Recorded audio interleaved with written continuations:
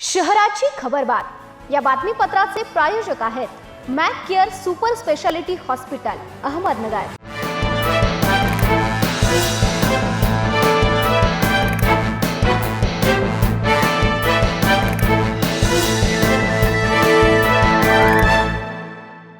नमस्कार, मी साक्षी न्यूज 24 सह्याद्रीमध्ये तुमचं स्वागत। पाहूया अहिलानगर शहरातील महत्त्वपूर्ण बातम्यांचा आढावा शहराची खबरबातमध्ये।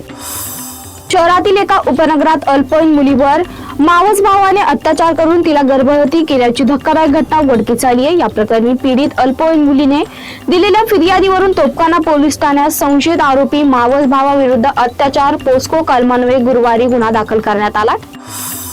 शहरात मंगल कार्यालय, लॉन तसेच विविध कार्यक्रमांमध्ये कर्णकर्कश आवाजात डीजे व डॉल्बी साऊंड सिस्टीम वाजविणाऱ्यांवर ध्वनी प्रदूषण नियंत्रण कायद्याअंतर्गत कठोर कारवाई करण्यात येणार असल्याचा इशारा अहिलानगर शहर पोलिसांनी दिला। पोलीस प्रशासनाच्या सूचनांकडे दुर्लक्ष करून हॉस्पिटल, शाळा, महाविद्यालय, धार्मिक स्थळे तसेच निवासी परिसरात मोठ्या आवाजात ध्वनिक्षेपक वापरल्यास संबंधित डीजे चालक, मालक, मंगल कार्यालयाचे मालक आणि जनरेटर वाहन चालकांवर पर्यावरण अधिनियम 1986 तसेच ध्वनी प्रदूषण नियम 2000 अंतर्गत कारवाई करण्यात येणार आहे। महापालिका क्षेत्रात गर्भाशय मुखाच्या कर्करोगाला प्रतिबंध करण्यासाठी HPV लसीकरण मोहीम हाती घेण्यात आली असून या संदर्भात महापालिका आयुक्त यशवंत नांगे यांनी नुकतीच बैठक घेतली आहे।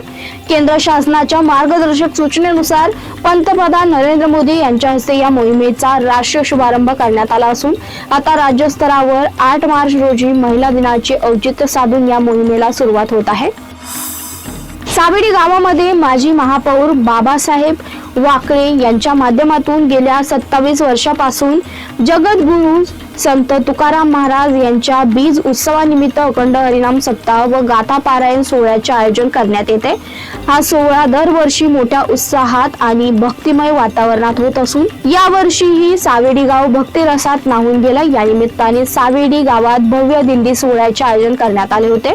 दिंडी सोहळ्यात टाळ मृदुंगाच्या गजरात संपूर्ण गाव दुमदुमून गेलं होतं।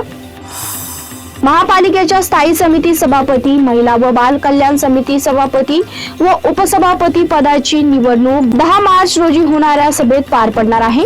विभागीय आयुक्त डॉक्टर प्रवीण गेडाम यांनी या संदर्भात आदेश काढले। त्यानुसार सकाळी 11 वाजता स्थायी समिती सभापती व त्यानंतर महिला व बाल कल्याण समितीच्या सभापती व उपसभापती पदासाठी निवडणूक प्रक्रिया पार पडणार आहे। निवडणुकीसाठी कार्यक्रम जाहीर करण्यात आल्याची माहिती आयुक्त यशवंत नांगे यांनी दिली आहे। शहराची खबरबातमध्ये इथे संपतो। मी पात्रा, न्यूज 24 सह्याद्री।